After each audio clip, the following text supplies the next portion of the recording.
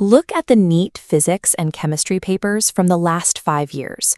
You will consistently find questions pulling directly from the atomic structure chapter, specifically on the dual nature of radiation and emission spectra. Securing a medical seat requires locking down these highly predictable 4 to 8 marks. Take a look at this photograph showing a red-hot iron rod inside a furnace. 19th century classical physics assumed that as an object heated up, it would emit thermal energy continuously, like a smooth, uninterrupted wave. But the equations derived from that wave theory completely failed to explain the specific colors and intensities of radiation that objects like this actually emit at high temperatures. The solution came from Max Planck.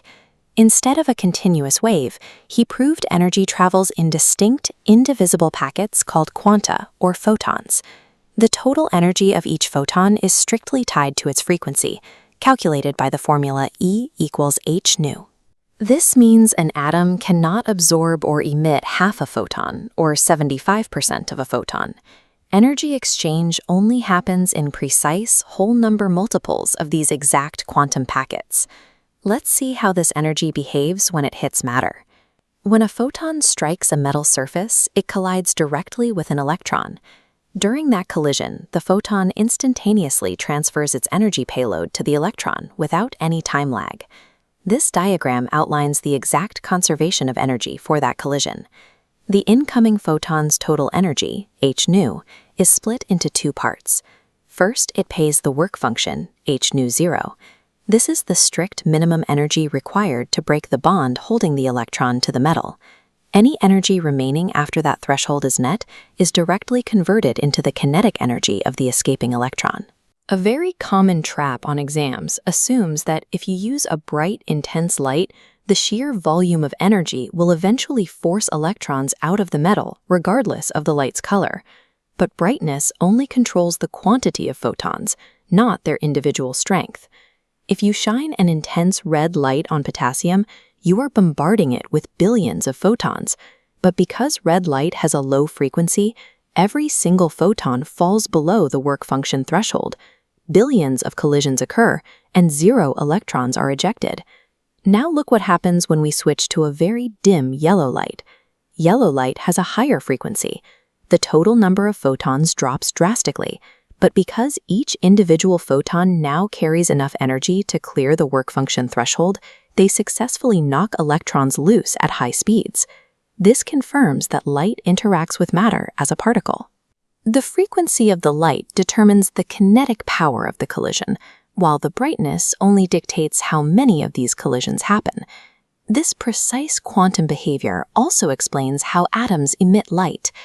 When an electrically excited hydrogen atom is unstable, its electron drops from a higher energy ring down to a lower one. To make that jump, it ejects a single photon. That specific photon registers as a sharp, highly distinct colored line on a dark emission spectrum. To calculate the exact wave number of any emission line, we use this Rydberg formula. You take the Rydberg constant, 109,677 inverse centimeters, and multiply it by the difference between the inverse squares of the starting energy level, N2, and the landing energy level, N1. The hydrogen atom has 5 specific series of these drops. To quickly recall their baseline landing levels on test day, use the phrase, "lazy boys play basketball perfectly." Lyman maps to landing level 1, Balmer to 2, Passion to 3, Brackett to 4, Fund to 5. Examiners will also ask you to classify these lines into electromagnetic regions. The massive drops in the Lyman series generate ultraviolet light. The Balmer series produces the visible light we can actually see. The remaining 3, Passion, Brackett, and Fund, all emit lower energy infrared radiation. Now, let's put this to the test. You have exactly 5 seconds. Calculate the wave number for the first line of the Balmer series, leaving your answer in terms of the Rydberg constant R. The specific sequence of lines produced by these mathematical drops is entirely unique to hydrogen. Every element has its own exact sequence, acting as a chemical fingerprint that allows scientists to identify unknown substances anywhere in the universe. Let's check your math.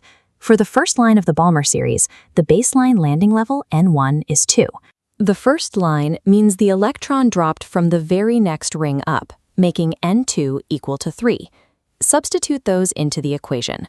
1 over 2 squared minus 1 over 3 squared. That becomes 1 over 4 minus 1 over 9, giving a final wave number of 5r over 36. Watch out for the primary theoretical trap on your exam. The test writers will give you a statement claiming that increasing the intensity of light increases the kinetic energy of the photoelectrons. You now know that is entirely false. Intensity only increases the quantity of ejected electrons, while frequency drives their kinetic energy. You can also expect complex ratio questions, asking you to compare the longest and shortest wavelengths within a specific series, as well as direct matching questions, where you map the Lazy Boy series to their correct UV, visible, or infrared regions. To ensure you secure these 8 marks, take a screenshot of this summary table. It contains the Planck energy equation, the complete photoelectric conservation breakdown, the Rydberg formula, and the full mnemonic chart. Use it to lock down your repetition before exam day. Thank you so much for watching. Subscribe our channel and stay updated for more lectures.